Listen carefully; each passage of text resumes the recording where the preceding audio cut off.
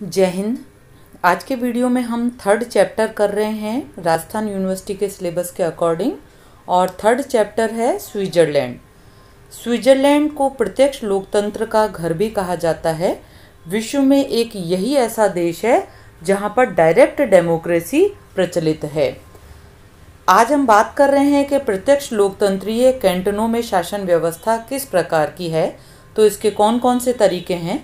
सबसे पहले है लैंड्सजीमेंट या प्रारंभिक सभाएं। इन कैंटनों में कोई विधानमंडल नहीं होता। विधानमंडल का जो कार्य है वे प्रारंभिक सभाओं द्वारा संपन्न किया जाता है।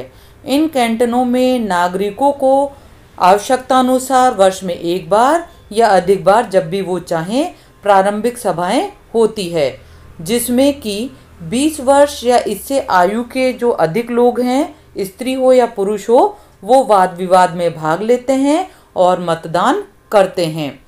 इस प्रारंभिक सभा को स्विट्जरलैंड में लैंड्सजीमेंट कहा जाता है, और इस सभा में अगले वर्ष तक के लिए प्रशासनिक कार्य चलाने के लिए एक कार्यकारिणी परिषद होती है, उसका चुनाव किया जाता है। जिसका प्रधान होता है उसको लैंड्समैन के नाम से जाना जाता है। इसके अलावा ये जो सभा है या जो परिषद है वो आगामी वर्ष के लिए बजट प्रस्तुत करती है, प्रशासनिक कार्यों की रिपोर्ट बनाती है, सभा बजट पारित करती है। यह सभा कैंटन के न्यायाधीशों और अन्य सरकारी अधिकारियों तथा राज्य परिषद के लिए प्रतिनिधियों को भी चुनती है। इस प्रकार समस्त कार्य प्रत्यक्ष लोकतंत्र के अंतर्गत ही इसमें किए जाते हैं। इसमें कहीं भी विधानमंडलों की कहीं कोई भूमिका नहीं होती है। आगे अन्य उपकरणों की अगर हम बात करते हैं तो लोक निर्णय और आरंभक की हम बात करते हैं। अन्य स्विस कैंटनों में संघीय क्षेत्र में यद्यपि प्रत्यक्ष लोकतंत्र की अव्यावहारिकता के कारण इन्हें नहीं अपनाया गया है, लेकिन कुछ ऐसे उपाय अपनाए गए हैं, ऐसे कार्य किए गए हैं जिससे कि प्रत्यक्ष लोकतंत्र की जैसे ही कार्य किया जाए या जनता का नियंत्रण संपूर्ण राष्ट्र पर रहे या कानून निर्मात्री संस्थाओं पर रहे। इनकी हम यहाँ बात कर रहे हैं। ये है लोक निर्णय और आरंभक। इन पद्धतियों के कारण वास्तविक और अंतिम रूप में विधि निर्माण की जो शक्ति है वो जनता के हाथों में आ चुकी है। आगे हम बात कर रहे हैं कि इनका तात्पर्य क्या होता है।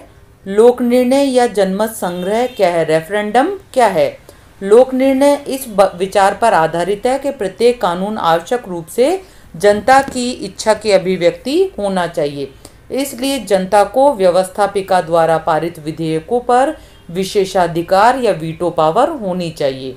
लोक निर्णय का तात्पर्य यह है कि विधानमंडल द्वारा पारित कोई विधेयक कानून का रूप तब तक ग्रहण नहीं करेगा जब तक कि जनता उसे अपनी स्वीकृति प्रदान न कर दे। अगर जनता उसे अस्वीकृत कर देती है तो वो कानून रद्द हो जाएगा। लोक निर्णय या रेफरेंडम जो होते हैं वो दो प्रकार के होते हैं, अनिवार्य और ऐच्छिक। अनिवार्य में तो ये आवश्यक होता है कि वे जनता के समक्ष रखे ही जाए, जबकि ऐच्छिक में जनता ये डिमांड कर सकती है कि ये विधेयक हमारी स्वीकृति के लिए रखा जाए। अनिवार्य लोक निर्णय का आशय है कि विधानमंडल द्वारा पारित सभी विधेयकों पर लोक निर्णय आवश्यक रूप से किया जाए। अगर ऐसा नहीं किया जाता तो वे कानून का रूप ग्रहण नहीं कर सकते हैं। ऐच्छिक लोक निर्णय में क्या होता है कि संविधान द्वारा निर्धारित जनता की एक निश्चित संख्या निश्चित समय के भीतर विधानसभा द्वारा पारित विधेयकों पर लोक निर्णय की मांग करे और तब उसे वो प्रस्तुत किया जाएगा, और जनता ऐसा करके उस पर अपनी इच्छा या उसे रद्द करने की मांग कर सकती है। नेक्स्ट है आरंभक क्या है। लोक निर्णय जनता के कानूनों के संबंध में निषेधात्मक शक्ति, नेगेटिव पावर जो है वो प्रदान करता है, जबकि आरंभक क्या है, पॉजिटिव पावर देता है। इसमें जनता स्वयं ये कहती है कि हमारे सामने इस विधेयक को लाया जाए। अगर मान लीजिए जैसे जनता शिक्षा पर कोई विधेयक चाहती है, कोई कानून बनवाना चाहती है, तो जनता इसकी शुरुआत स्वयं करेगी, इसलिए इसका नाम आरंभक है।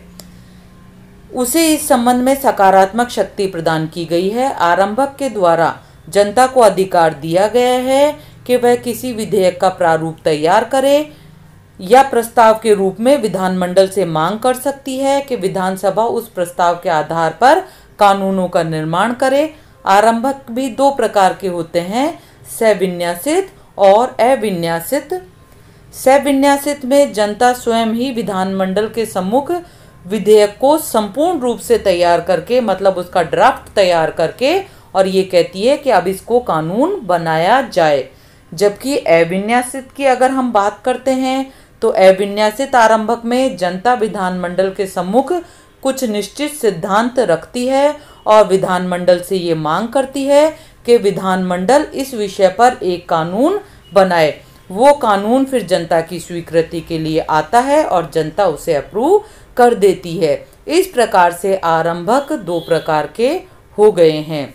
ध्यान रखिएगा, सविन्यासित आरंभक में तो जनता संपूर्ण जो कानून है उसका प्रारूप तैयार करके विधानमंडल के सम्मुख रख देती है, बिल्कुल रेडी करके रखती है, केवल विधानमंडल को उसे पारित ही करना होता है। जबकि अगर हम अविन्यासित की बात करते हैं तो अविन्यासित में सिर्फ जनता ये बताती है कि निम्न विषय पर कानून बनाया जाए, चाहे वो चिकित्सा पर बनवा रही हो, चाहे वो एजुकेशन पे बनवा रही हो, चाहे वो राजमार्ग से रिलेटेड कुछ चाह रही हो, तो केवल वो ये बताती है कि इस पर कानून बनाया जाए, लेकिन वो कानून का खाका तैयार नहीं करती है। जबकि लोक निर्णय में जनता यह मांग करती है कि जो भी विधेयक हैं वो जनता के सम्मुख प्रस्तुत किए जाए ताकि जनता उन पर अपनी सहमति या असहमति प्रकट कर सके। इस प्रकार से स्विट्जरलैंड में प्रत्यक्ष लोकतंत्र है। ये प्रत्यक्ष लोकतंत्र के साधन है। प्रत्यक्ष लोकतंत्र का एकमात्र घर है वो स्विट्जरलैंड ही है। विश्व में सर्वाधिक अच्छा देश अगर लोकतंत्र की दृष्टि से हम कहते हैं तो हम स्विट्जरलैंड को ही मानते हैं। आज के वीडियो में इतना ही। जय हिंद, थैंक यू।